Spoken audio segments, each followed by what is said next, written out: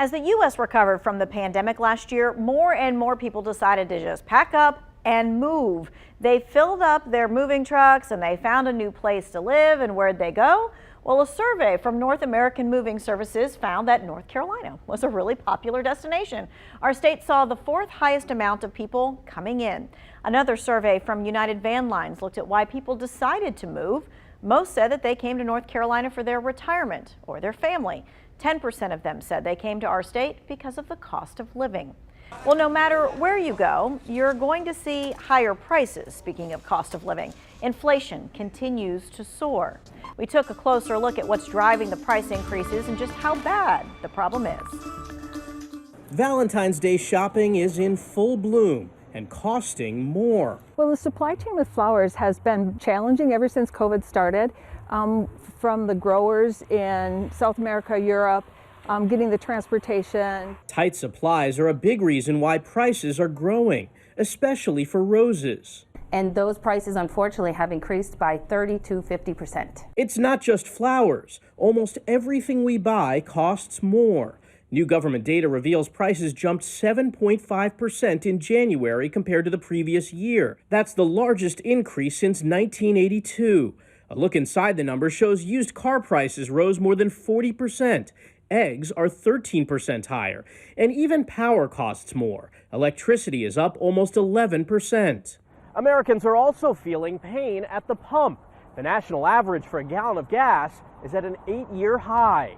The Fed is going to act. They will act forcefully. CBS News business analyst Jill Schlesinger says the Federal Reserve is already planning to stem inflation by raising interest rates. And Fed Chair Jerome Powell has said if they need to do more than what is expected, that is what they will do. Can we get any sense of when prices might stabilize? Well, most economists that I speak to are looking towards the middle of the year to see that prices will stop increasing as quickly as they have. Schlesinger says price hikes may slow down this summer, but likely won't stop for the rest of the year. Michael George, CBS News, New York. Well, the Bureau of Labor Statistics released its consumer price report today. Energy costs have gone up 27% in the past year. People are paying 7% more for food, and clothing jumped more than 5%. Many of you chimed in on our Facebook page about this. Eve said, "Who's surprised? Not folks who have to buy groceries." Chris said he was in total sticker shock at Walmart last Tuesday. And Gail commented that everything has skyrocketed here. It is getting ridiculous. Well, from groceries to house payments, whether you rent or buy, you'll see higher prices than in years past. Apartments.com says the average two-bedroom apartment in Greensboro, for example, is $1,285. Rental units cost more than this year because of the high demand in the housing market. Realtor.com says the average home costs $245,000. That represents a nearly 20% increase from last year. The pandemic caused demand to spike, and there was limited supply. In the next 6 months, I would be surprised to see if conditions in the housing market look like they do now because of credit market tightening, because of the demand's just going to dry up because there's a fixed number of people who are looking for these units. McFall says even when demand slows down, we could still see supply issues in the housing market for a long time, and that could keep prices up. Well, you've got your house or your apartment. Now you need to pay for utilities, right? Electric costs are up nearly 11%. Natural gas prices jumped 24%. Right now, apartmentlist.com says for a 915 square foot apartment, the utility bill comes out to about $215. Stuff like gas, water, garbage, that costs about $150 on average. Then a basic cable or internet package is about $65 or more. Keep in mind this number fluctuates based on your space and your usage. Well, most of us have seen prices go up in the winter. It happens every year when the temperature drops.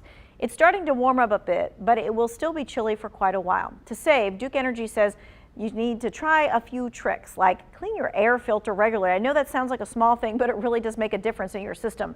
Lower your thermostat to the lowest possible comfortable setting, and don't play with it. Just let it run as is, the same temperature all the time. It's a rough time also to buy a car. Supply is low, prices are high. A microchip shortage has made it harder to make the new cars. An agent that we spoke with told us that even making insurance is making it more expensive. Cars get totaled for less damage now because they cost so much to fix. Well, car dealers here in Greensboro say they've had a rough past year as well. They've had to get creative to make some cash. I'm noticing it's a plethora of what's going on geopolitically with the microchip shortage around the world. We have used vehicles at an all-time high. Newer cars, newer vehicles with the microchip shortage, so they're being made with lesser options. So our newer dealerships have to revert back to focusing on their used inventory and maximizing profits that way.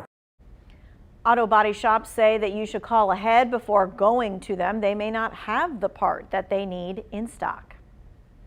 Well, you can't talk car costs without mentioning gas prices, right? The national average for prices just hit an 8-year high. We're seeing high prices in Greensboro. We've got a photo for you right here. This is from Cornwallis Drive, and it's got a gallon costing $3.39. Now, this map from Gas Buddy shows the average price in every state. North Carolina is actually just below the national average.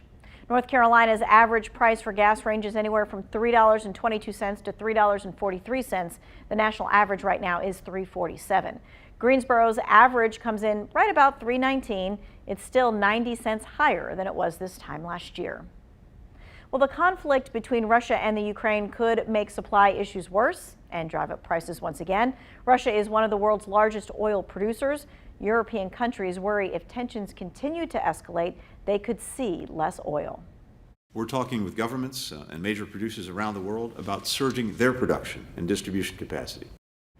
President Biden says he's committed to making sure any move from Russia doesn't impact European energy supply.